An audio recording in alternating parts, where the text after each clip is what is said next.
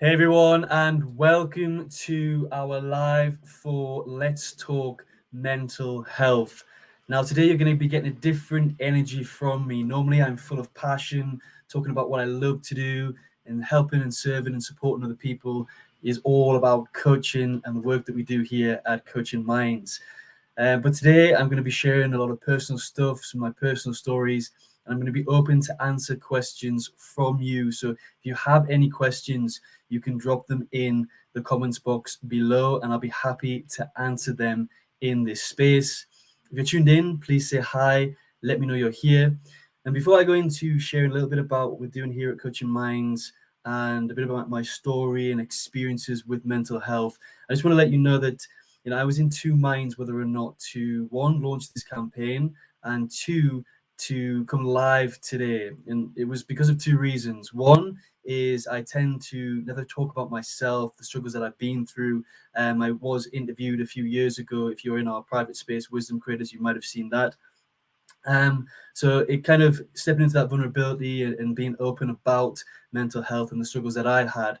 I kind of had that negative mindset of, you're a leader, you shouldn't step forward, you shouldn't share this stuff. But then I changed my mindset to that to say, if we want to really make an impact, if we really want to encourage people to talk about mental health, then I need to step forward. I need to lead and be the first person to share my stories and experiences. So that was the first reason. The second reason is I really don't like how sometimes organizations take this opportunity for campaigns to profit.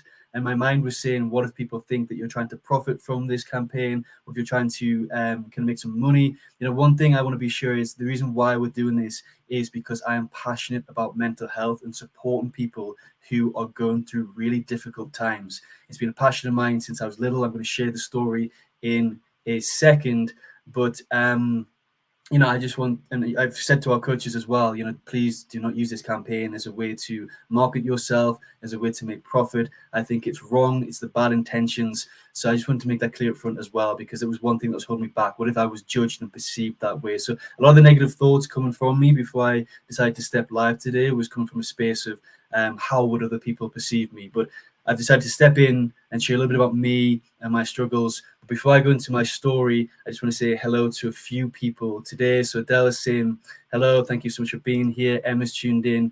It's really great to see you. Nick, thank you so much for tuning in. Facebook user Claire, thank you so much for being here. Coach Jane, thank you so much for being here. And Adele, thank you for saying hello to everybody. So if you do have any questions, I'm open to be vulnerable. I'm open to answer any questions that you have. The only questions that I won't answer is I'll be bringing in other people from my family, from my experiences. I won't be answering any questions relating to their story. That's their story to tell. It's not mine. And I'll be giving it from a stance of how that's affected me and how it's also shaped me and give me the courage and the strength to where I am today. But the purpose of this talk is to encourage people that, it's okay to talk about mental health. It's okay to step into vulnerability. It's okay not to feel okay, and not to validate it, but you need to be able to talk about this. So by stepping forward, I'm hoping people can support me here in this space, and then equally can share their stories and understand a little bit about how people go through and how mental health does not discriminate. No matter where you are in your walks of life, no matter how successful you are, no matter what you have, the luxury you have, mental health affects us all. And this week is one of the messages that I want to get across, is how mental health affects us all. We all have a mental health. Some of us are really good with it. Some of us are really bad at times, and it fluctuates. And we're going to learn all about that later through our mental health awareness course. Brenda Lees, thank you so much for being here. Anya, thank you so much for being here. I really appreciate everybody tuning in and supporting today. So that's the purpose of today. And we have a campaign through the whole week, which is hashtag in this together. And the reason why we've come forward with in this together is because a lot of the time when we get into a dark place, when we suffer from depression, when we have suicidal thoughts, it's a case of isolating ourselves and feeling like we're alone and not realizing that other people are there to support. And half the time they just don't know how to support us when we're in that space. It's not that they have negative intentions. It's not that they're doing it consciously. It's just people don't know how to support people in a place of depression or really dark space. So the purpose of this is hashtagging this together, that we're not alone, we can talk about it, and if we share our stories, if we have the courage to step forward, for those who have been through something really difficult and come out the other side, then we can really shine the light in other people and remember we're in this together. So what's my story? Where did I get a passion or a spark with mental health, or kind of an inside calling that I really want to help and support people in this area? And you might say, why didn't you go? So I just want to clarify, I'm not a mental health professional. I studied psychology in college, and I was pondering between law and psychology as a degree, but I decided to go down the law route in a different sense. But I've also always had a passion to be there and to support people. So I've never gone down the route of really getting into the mental health profession, but I just want to share my experiences. So my experience started when I was probably maybe 4 or 5 year old, when my father was diagnosed with various different mental health diagnoses. He was admitted into a mental health hospital, and throughout all my childhood, if I had to visit him, I was visiting him in and out of a mental hospital, and on various times on the weekend as well. So that started to spark a passion. It started to get me curious about the mind. Not from the age of 4, I was a bit confused with what was going on, but that's when things started to, was a bit not usual for me. So it kind of sparked when I was kind of 13, 14. I used to visit my dad in the mental hospital every Saturday, and I would see things that 13, 14-year-olds shouldn't really see. How people were reacting. I was confused. At that age, you're still curious, you're still trying to figure out what you want in life, you're still trying to figure out the world. I've seen a lot of things that spark my mind, that stay with me in my memories, that I didn't understand at the time, and tried to work and figure out throughout life. So that's where it started. Like I said, that's my dad's story. I'm not sharing anything else other than that, but it was just difficult for me to live that through childhood, to live that into my teens when he was discharged. And everything is amazing right now with him, and he's in a lot of a better space mentally. But then I went through my own difficult time. I think a lot of things that happened to me during childhood kind of caught up with me. And in my second year of university, when I was around 2021, I witnessed my first stage of depression. I was managing a hell of a lot of stuff. I was moving home into a new house close to university. I had 3 family members in hospital at the time. I'd gone through a breakup. I had other things that were going on inside my family as well. So it was really, really difficult time for me, and I didn't know what was going on. I just, was really stressed at the time, really confused, really, really struggling. And the first sign that I had that led to depression was I was getting asthma attacks, or which at the time I thought were asthma attacks. I was really panicking a lot, struggling to breathe, which I later found out were actual panic attacks. So I did have a bit of asthma when I was a kid, and I had inhalers. So I just thought that had flared up. So I was back on the inhaler pump, but later on I understood that what I was having was actually panic attacks at university. And at that time, I felt really isolated. I felt really alone. I had some really dark thoughts. I kind of shut myself out. I stopped going to university. I received a letter because I had under 30% attendance for that year. It was a really bad and difficult place for me. And it wasn't until I seen the doctor, and I was told that I had depression. And they offered me, as they always do, which I really am a disbeliever in, and I would never go there. And one thing I've never taken is prescriptive drugs. So I was offered prescriptive drugs, which I never took. A part of pride and part of something I just didn't believe in even at that age, and I still don't believe in that today. So I decided to go down the counseling route. So I seen a counselor, and I kind of got back on the right track. I was encouraged and advised to take a year out of university, which I chose not to do. I chose to persevere. And at the time, I met a girl, and I was with her for 4 years. She was a serious relationship, and she kind of helped me through that stage of my life. She brought some light into that stage, and what I realized, which I'll share in the next stage later on in my life, is what I did wrong there. I put a lot of my happiness and a lot of kind of my fulfillment in life onto that relationship. And when that relationship broke up later on, it kind of destroyed me and sent me back into that place again. So I've been into that place a few times. I'm just going to go to the comments because there's some questions coming through. Lara, thank you so much for being here. Lorena, thank you so much for tuning in. Adele, how did it influence you as a child? I think really, you know, when I was visiting my dad in a mental hospital, when I was trying to understand what was going on at that age, it kind of really strengthened me from an early age. I think, you know, some of the difficulties was, you know, when you're at school and people talk about your parents, what does your dad do, what does your mom do, stuff like that. It was difficult for me to explain, you know, that you know, kids are the worst when it comes to judging and bullying and things at that age. Kids are the worst. So I used to actually lie and make up what my dad used to do because it was really difficult for me to explain that, you know, he'd been diagnosed, he was in a mental hospital, and I only seen him every so often on weekends. So really difficult for me to share with them at that age. So how did it influence me, child? I think it made me stronger. It made me more curious. It probably is what sparked my passion to serve and want to help people. Earlier on, I mentioned I decided to go down the route of law rather than psychology. And at the time, the reason was I felt like I could help a lot more people through the law. You know, I want to be, first of all, I want to be a policeman to get the bad guys, and then it shaped into a doctor. Emma said, what was it that trigger that led you to make a doctor's appointment? So actually it was my asthma. It got really, really bad, the breathing.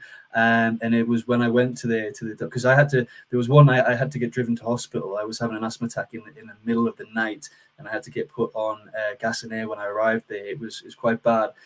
So from there, you know, they said they give me an inhaler, and they said I need to have a doctor's appointment. So I went to the doctor with my asthma, and she was asking me loads of questions about my life. She was just asking how they flared up, what happened, you know, and I told her that, you know, it was a bit of panic and worry in there, and I had to fill out a questionnaire.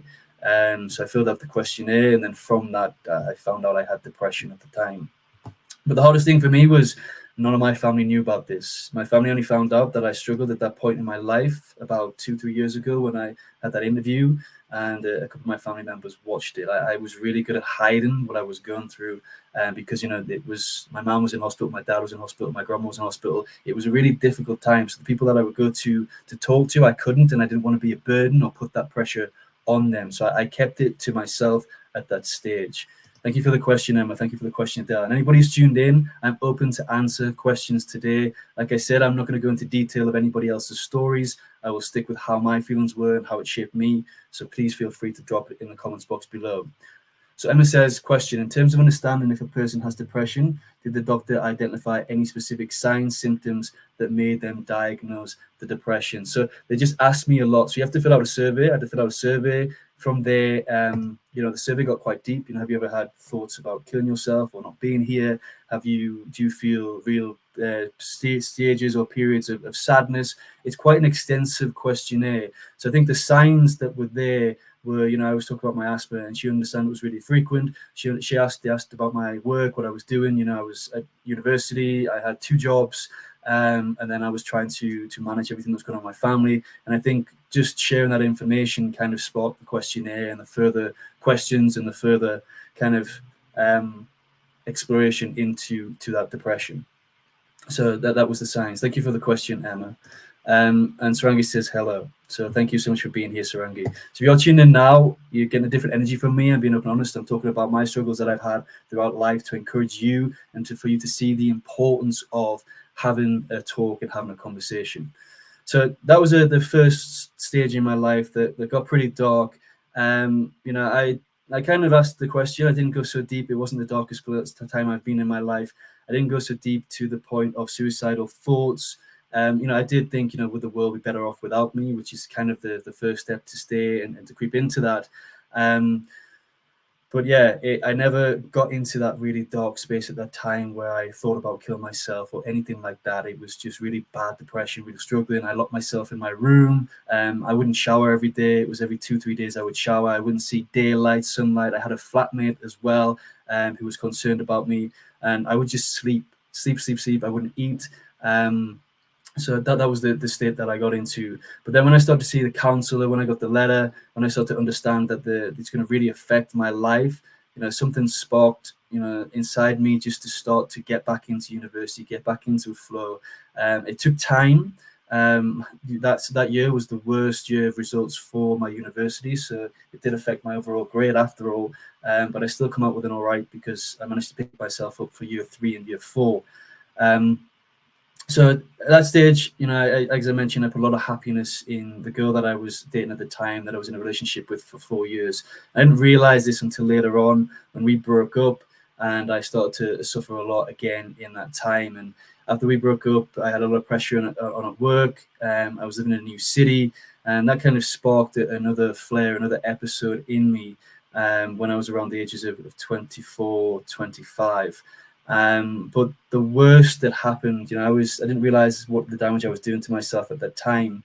I was drinking a lot. I was going out on weekends, on Fridays and Saturdays. I was just working. What I did is I moved all my thoughts, suppressed all my feelings, and just put everything that I had into work. Work was a distraction. It was, I was working long hours. Even when I came home from work, I'd log in online. A lot of people seen in my company that I would work long hours, and I enjoyed the work, but it was also a distraction for me as well for what was going on. And it wasn't until kind of end of 2016, beginning of 2017, where I hit my worst stage. And I've talked about this recently. We did a talk on combating suicidal thoughts with Donna Burfield on her 3 Coaches, 1 Topic, with another amazing guy, Shep, who's gone through trauma, who's gone through a difficult time. And we were talking about how, what we felt at that stage. And I shared a bit about this point in my life where I was literally going into the office, coming home. And when I got home, I was living in a flat share, and I didn't like the people that I was working with. They weren't aligned with me. I couldn't communicate with them. They were always having people around. It felt uncomfortable. So I think the environment that I was in didn't help. Plus the fact that I was far away from my family. So I was living far away from my family. The friends that I did have, they went on and got different jobs and moved to different cities. I had 1 or 2 friends at the time, but I was isolating myself from them. And I just started to isolate myself. I started to work home from more time because my job had the opportunity to work from home and work in the office. I was having panic attacks before big meetings. I suffered a lot of panic attacks again at that point. And I would come home and I would cry. And I just had no idea. I think I just suppressed my feelings for so long. But every night I would come home, I would break down and cry and have no fully understanding or conscious awareness of why that was so. And I started to hate my life, hate who I was as a person. And that's when I started to get into the really dark thoughts of thinking, the world would be better off without me. And people would be better off without me. I'm not supporting my family. I'm so far away. I'm chasing this career. What am I chasing this career for? It's not giving me any satisfaction. I'm coming home on my own, crying every night. I was really, really in a dark place where, that was the time when I started to think about taking my own life. I never attempted it. I never got to that stage. As I talk about on that talk, I think there's different stages you get through, but my mind was questioning it every single night. So it was really dark for me. And, I haven't shared this story before because I really feel that you need to be in a good space. I think right now I'm in one of the best spaces I've ever been in my life in terms of confidence, in terms of healing, in terms of spaces where I am, because I feel if you haven't fully healed, it becomes very difficult to talk about this topic because when you talk about it, it triggers you and you can get really emotional. So I'm sharing this now because I feel, we've had Coaching Minds for 3 years and I've never gone this open or shared this much. And it's because, I feel like I wasn't healed. I feel like you need to, in order to really talk about it without feeling emotional, you have to be in a good place mentally in your mindset. So yeah, that was a really dark place for me. And again, I realized what I'd had. I realized I had depression, and it wasn't until I didn't realize how serious it was until one day I broke down in the canteen to a good friend of mine that was there to support me through that time. And she realized that I wasn't coming to the office. She realized I wasn't myself. She realized I'd changed my behaviors. She pulled me to the canteen and she just asked a few questions and I just broke down and cried in the canteen. And then I need to go home for the rest of that day. And, just having that space was a start to me to healing. It was a start of healing. It's a long journey, but just having that person listen and care and to open up and let that feeling out in front of people it was a relief. It was a relief. And I really think, I remember that conversation so clearly because it was one of the conversations that really saved me. It wasn't the work that helped or healed me, but it was the start of something inside me that really helped. And from then, again, I went to counseling, but I just didn't like it. I really did not. And this is not all counselors. Maybe I just had a bad one, but I just really, really didn't like it. I didn't like it at all. I didn't like the way it was. I didn't resonate. My mind wasn't happy with the advice that they were taking. I was trying, I was in a career. I was trying to improve myself. I wanted a promotion. I was really driven by that as well. And I couldn't talk to my managers or people within the organization. I didn't want to. Wasn't the support in that organization, the company that I worked for, was there, and it was fantastic, but it was me inside. I didn't want to be seen as weakness. I thought, if I was to talk, I would talk to my friend.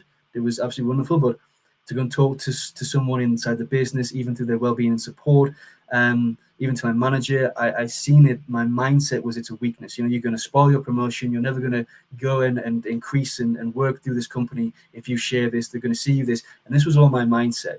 And I look back and realized that the support functionalities were there. I just wasn't choosing to take it. So I tried counseling. I tried a couple of counselors, and it just didn't work for me. I didn't like the way it was said. And what actually started to really change my life on the path, and it's why I do what I do today, it was coaching. I found an absolutely fantastic coach alongside a motivational speaker that really helped me at the time as well.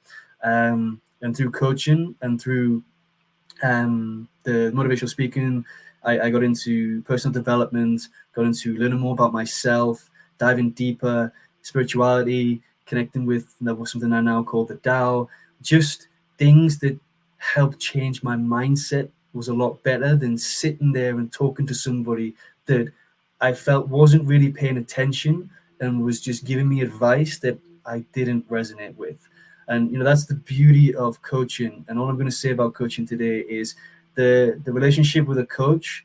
It's not about the stigma of seeing a counselor or a therapist. I was always open to that.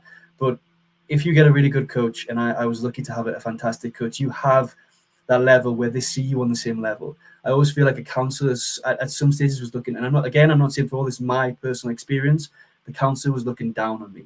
They were looking down on me. They were putting themselves here and me here. But my coach, it was level to level. He was there. He was listening to me. I had a few coaches. So another one as well. I had a couple of coaches at the time. She was really, really fantastic as well.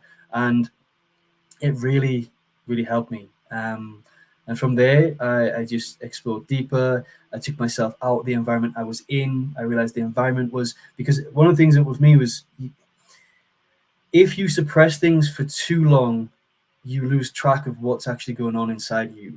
And everything starts to become subconscious, your feelings, your thoughts, your emotions.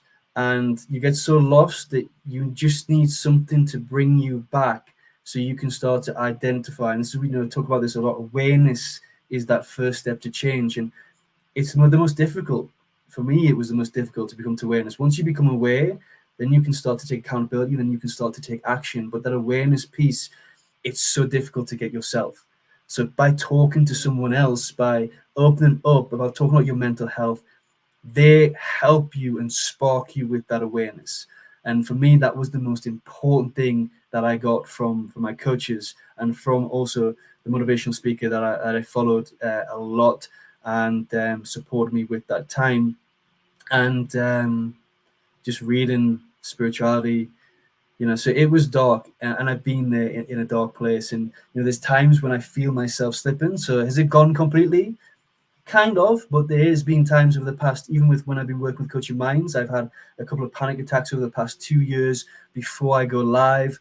There's been times when I've kind of distanced myself from Coaching Minds because I feel like I'm falling into that state again. But what I learned is I've got the tools, I've got the mindset, and I have people in my life that can go through support that support me, that I can use. So when I do catch those thoughts, when I do catch that thinking, I can stop it straight away. Not always so easy, it's not always straight away. It might take a day or two, but I just remember I have the importance of just taking a step back and taking a day, because it can really, really affect us. And I've realized I'm coming up to time short, so I do want to take any questions. If anybody has any questions about anything that I'm sharing, then please let me know. But the path that I took was I had to change my environment. So I moved out of that flat chair. I was really lucky to find a guy randomly in work who had a spare room in his house. I didn't know him. He was in a different department, but I seen his poster. He took me in. I say he took me in because he was a really good inspiration. He was good energy to be around.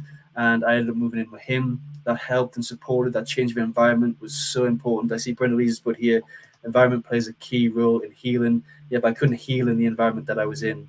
I really couldn't. So that was the first step. I had to take myself out that environment. And I had to reconnect and find something I really loved to do and to do something different. So one of the biggest saviors for me was martial arts. I decided to take up Wing Chun during that time, and it was Wing Chun. For those of you who don't know, it's a form of martial arts, Chinese martial arts. If you've heard of Bruce Lee or Ip Man, then they've mastered that, and it really just it was a kind of a form of meditation for me in terms of I know you fight with other people, but there was kind of standard meditations involved in that. There were some really great people that I connected with, and those hours, I started to do 4 hours a week because I really enjoyed it that much. Those hours was the only thing that kept me present. It kind of learning the new techniques, learning that new hobby. It really took my mind away. So change of environment and hobby really helped me. But the point is that I want to get across today is that I've struggled. I know what it feels like to struggle. I've seen close people around me really struggle. And this is what gives me a passion to talk about mental health, to connect with people, I understand what it feels like to be there, to not want to be here. And I really want to support people who are going through that to, the extent that I can possibly support. So Brendan Lee's saying, Paul, thank you for sharing this story. It takes confidence and bravery to be vulnerable. It did, and I know you missed the beginning. I was talking about, I did, all last night. I was sitting, the past few days, I've really been thinking about whether or not to come live and share this because I don't know how this is going to be received. I don't know how people are going to perceive this, and you have that stigma, those thoughts, the judgmental thoughts will come in again. If you share this, if you tell this, people are going to have a different perspective of you. People are going to have a different view. As a leader, you're supposed to be strong. You're supposed to be courageous. But then I feel, actually, no. If you want to, being strong and courageous is stepping into vulnerability and being able to share a story, not sitting back and suppressing your feelings. True strength, again, and it leads into that whole man up and that men's mentality that we're supposed to have, or that society tells us we're supposed to have. We're supposed to be big and strong and not share our feelings. But I think it's the contrary. So Emma is saying, did you come to your answer alone? If you suspect the person has depression and they don't think they do, is there anything you can do to nudge them to? I just want to break this down because this is a really good question. Did you come to your awareness alone? So I didn't come to my awareness alone. It came from talking to people. It came from having the courage to open up. I'm doing this live. This is a completely different level. The coaching asking me the right questions. And like I said, the counselor just didn't work for me. So the awareness wasn't alone. I think, the action, I had to take the action. I did the action alone. Yes, I had some kind of accountability, but the action we need to take alone. But I really think the piece that people need help with is the awareness. It's the awareness piece. And if you suspect the person has depression and they don't think they do, is there anything you can do to nudge them to awareness? Now, I don't judge. Are you asking me that as a coach or somebody that's in that space? Or what I would do if I was having conversations, because there's a difference between sadness and there's a difference between depression. We all feel sadness in life. Things happen, but life hits us with some real struggles, and we can feel a lot of sadness. But the moment for me, when I can identify that it's becoming depression, is when it's out of my control. For one, I talked about this on the talk I did a couple of weeks ago or last week. When I lose control of my emotions, when I'm feeling things, when I become really sensitive, I don't know what it is. That's the first sign that I could be slipping into depression. The second one is it's affecting my energy in a level where to get a shower is an effort. I want to sleep more. I lose my spark, my passion. It affects your ability to take action. That's when it really starts to creep into awareness and into depression, from sadness to depression. So it really affects your lifestyle and your way of living. and you start to distance yourself. You find yourself distancing yourself from people who you love, and it's different for everybody. And people will enter. One thing I've not been through is I've not been through a traumatic event. I've gone through a lot of struggles. I've had to hold up a lot of stuff. I left home when I was 16 and all this sort of stuff. I've gone through some difficult life events, but I've never gone through trauma, so I can never speak from the perspective of trauma neither. That's a different type of depression, and it's something else. But I hope that answers your question, Emma. I don't know how you want me to answer it, or what perspective as a coach, or how I felt. But for me, the awareness piece, you need that from someone else. It's really difficult to get that awareness yourself. And it was the questions that were asked. And it's not just the awareness of depression, but just the awareness of how it affects your life, what you're currently feeling, what you're doing affecting your life. And when you start to realize how much it's affecting your life, you can ask yourself that question, is it what I really want to live, or do I need to change this? Leo says, love that for you. It's inspiring to see man being so vulnerable. I'm walking alongside a few that are struggling with their mental health at the moment. Definitely need to bring awareness to men about opening up and not feeling ashamed or weak for doing so. It's been quite highlighted to me over my life that it's a big issue. I'm sorry you've lost those friends through suicide. It's horrible. It's one of the biggest, and this is why we need to talk. This is why men need to come forward, and I want to inspire men who have been there and gone through it to talk about it. But not just men, women as well. There's a lot of women committing suicide as well, and for me, it's the younger women. If you look at the statistics, it's everything's a tragedy, but young women are killing themselves as well due to the pressure of society, and it's awful. And we talked about it in the Three Coaches One Topic, and I need to close this shortly because we do have another session that we're recording. So bear with me, please, if you're tuned in. And we talked about this in the last one, is that there's a stigma around the word suicide. People are scared to use that word, to talk about it, to open up about it. Even people who haven't been there are the ones that really struggle to come, because they don't know how to approach, they don't know how to support, they don't know the right terminology or the right words to use. And this is what I really want to get across in our mental health awareness campaign this week. It's not about coaching, this is not about this, it's how we can communicate with friends and family members around us, how we can start to understand, how we can build the courage to talk. Use the word suicide. A lot of us use words that we shouldn't. You're not thinking about doing something silly, are you? When I hear that in that state that when I'm in, you make people feel worse. What you're doing is you're minimizing their feelings. So being open, and we always say what you mean and mean what you say. It's so important. And this is what we want to get across this week, is it's okay to talk about it. And, by using the word suicide, by talking about what people are going through, people feel you're going to upset people, or you're going to make people feel worse. You can't. They're already upset. We're already feeling really bad. We just need that support. And we're going to talk about kindness. We're going to go into all this. So I just want to say thank you. I see a lot of comments coming through, but I do have to jump in for another session. Thank you for everybody. I can see lots of thank yous. Jane, Adele, Emma, Nick, Rahul. Thank you so much. Lara, I really appreciate this. They're also saying, I will add this to the list. We are supposed to be strong and talking about mental health. So, yeah, we have all this. Anybody who's supposed to be strong, or how society tells us strong, we see they're being open, vulnerable, and sharing our stories as a weakness, but it's not. That's the actual strength. Adele is saying, how important is it to reach out when you see signs? It's super important. But what is equally important is that you reach out to the right people. I tried to reach out to a few people, and the people aren't going to hold that space for you. The worst thing you can do is get into advice mode. If you're there to help somebody that's going through a really, really difficult time, that's really struggling, don't go into advice mode. It shuts them down. It makes them feel worse.